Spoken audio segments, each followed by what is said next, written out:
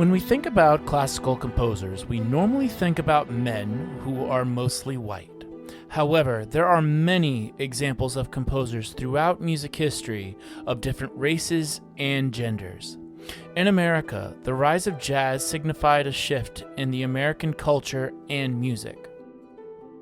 One of those composers who helped with that shift was William Grant Still.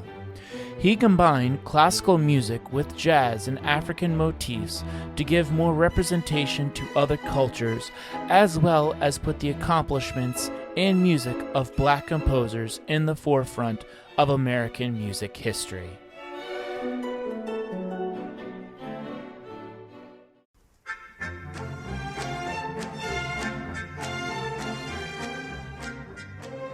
Still was born in Woodville, Mississippi in 1895. His father passed away when he was 3 months old, so his mother moved them to Little Rock, Arkansas, where she remarried years later. Still's stepfather helped cultivate his love for music by listening to opera records and, when they could, go to concerts. At the age of 14, William Grant Still started learning the violin, but he also taught himself how to play the clarinet, saxophone, and many other instruments. He also learned traditional African American spirituals from his grandmother, who would sing them to him. After graduating from high school, Still attended Wilberforce University to pursue a medical degree. However, he was not happy with that, so he dropped out of Wilberforce to instead attend the Oberlin Conservatory for a degree in music composition. He continued to teach and study at Oberlin until he served in the Navy from 1918 to 1919.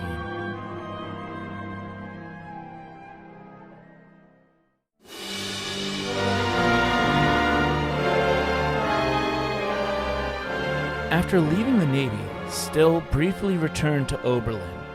Shortly after that, he moved to New York and worked various roles for the Pace and Hand Music Company. He also played in the pit orchestra for the musical Shuffle Along on Broadway, and even helped arrange some of the music. William Grant Still arrived in New York at the start of the Harlem Renaissance. This was a period in American history where there was a burst of art, music, poetry, and other performing arts from the black community. This was to show and demonstrate the contributions and significance of African Americans to the evolving culture of the United States. In 1926, Stills wrote his first long piece of music called Darker America. This piece of music was representative of an African American spiritual and suggested triumph over sorrow. In 1930, Stills wrote his first ballet, Saji, which was set in Central Africa and representing the Azande tribe. Both of these productions by William Grant Still used African motifs. Motifs are themes in music. Stills was a classically trained musician. However, his time spent in New York helped him adapt and infuse jazz and styles from Africa into his music.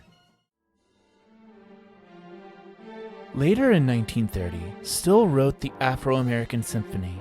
This was one of the first orchestral pieces of music to include jazz, blues, and African American spirituals mixed with classical music forms. Each movement had an accompanying poem written by Paul Laurence Dunbar to introduce each section. They also had an accompanying title which was reflective of the African American community: longing, sorrow, humor, and aspiration. The Afro-American Symphony is seen as one of the greatest and most influential symphonies of the 20th century.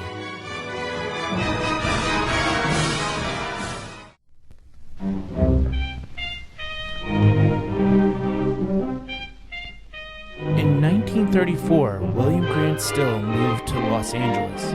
He had won several Guggenheim Awards, which helped him fund his compositions. In 1936, he earned the honor of conducting the Los Angeles Symphony Orchestra.